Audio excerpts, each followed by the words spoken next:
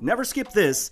If you're photographing or capturing video of people in a full production, whether it's for a brand, content, or just a portrait session, and that is a model release. It's not the fun or glamorous part of creating, but it's a document that protects both the photographer/videographer and the subject. It keeps everyone aligned, clarifies expectations, and it prevents messy headaches down the road. In a world where brand expects content to be used across campaigns, platforms, ads, and even licensing, a release isn't optional. It's absolutely essential. Now, here's why a model release matters. A model release is basically a written yes. It's a permission to give the person you're photographing or filming the use of their likeness for a specific purpose. Without it, your ability to do anything with those images or video is pretty limited. Personally, I won't snap a photo or record anything unless I have the written agreement first. And here's why. It protects you legally. If you want to use those photos or videos commercially, whether that's for ads, a whole marketing campaign, lookbooks, promotional materials, you need permission. Without it, you risk takedowns, lost revenue, or worse, lawsuits. A signed release keeps everything clean and defensible. It also gives you clarity and boundaries. People want to know where their face is going to end up. A release spells out what you can use, where you can use it, and how long you can use it, and whether compensation is involved. It's clear expectations, avoid misunderstandings later. Also, it unlocks more opportunities for your work. If you want to license to iStock Photo, Shutterstock, Adobe Stock, Stills, this is important. They won't accept your images unless there's a release, even if the work is exceptional. No release equals automatic rejection. A solid release opens doors for additional income, portfolio usage, and future licensing. And model release is important because brands rely on them. If you're shooting products, lifestyle content, or ad campaigns, brands expect and require releases. When you handle this without being asked, you look more professional. I've worked with modeling agencies and independent models and actors who wanted every single detail just to clarify before signing, which is totally fair. When I'm representing a brand, I'm either provided with theirs or I share mine that receives approval first. So what should go into a model release? I once had a situation where a model showed up without having the release signed. I usually like to send it in advance so we could just move forward once everything's set. And you know what? It's no big deal that she didn't sign it. We didn't end up working with each other for one reason or another, mostly because there was a lot of red flags. I don't want to get into that. When it came time to sign on site, she had an issue with the wording, which was just standard information.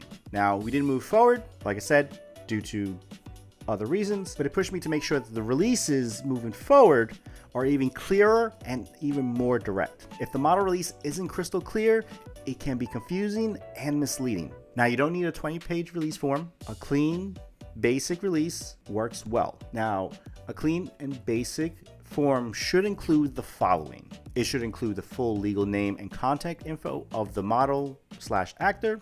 It should have the photographer's name and or the company name of the brand that is in charge of the shoot. You should have the description of the shoot, which includes the date, the location, and the general purpose. Also, it should include the usage rights. Is it for commercial? Is it editorial? Is it portfolio? Is it just for social content? Is it for a year? Is it for 3 years? Does the brand own the photos outright? It should also list any other limitations. Is it a political ad? Or is it for a topic that's more sensitive? Also included should be the compensation details.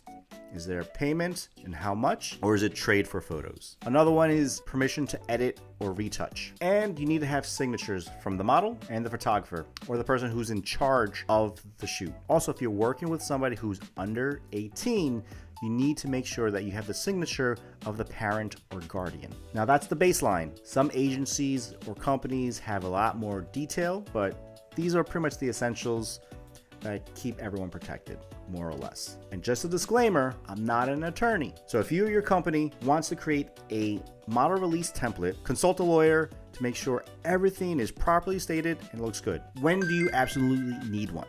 Definitely need it for brand campaigns, anything involving minors, like if it's for a kids clothing company, also for work for hire for sponsored projects, commercial licensing. You also need it for stock photography and stock video. Also, it's good to have one for trade for portfolio shoots. And also you need one for any time a person's likeness is tied to a product or message.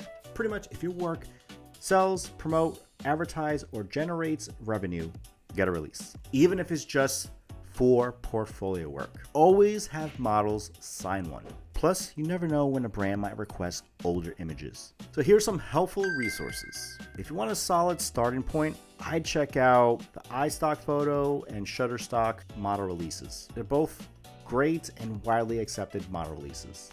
Their forms, they tend to require a photo of the model, and you may want to include that into yours. So if you're a photographer on the move, you got your phone, I suggest looking at SnapSign. You can just download it off the App Store. Models can sign it on their phone, you can sign it on yours, a PDF gets created, and everyone gets a copy. And Adobe Fill and Sign works in a pinch. And while we're talking releases, depending on the shoot, where the location's at, you may need a property release. If you're shooting on a private property or capturing recognizable places, where there's a trademark building or statue, murals, or graffiti, you're going to need permission.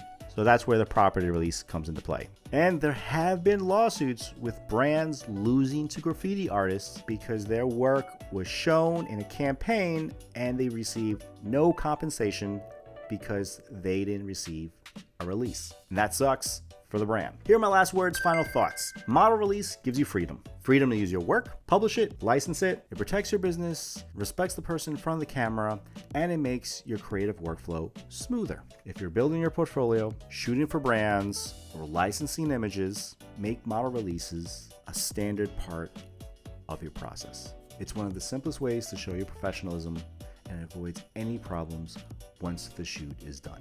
Don't forget to like, subscribe, and I'll catch you next time. Stay creative. Peace.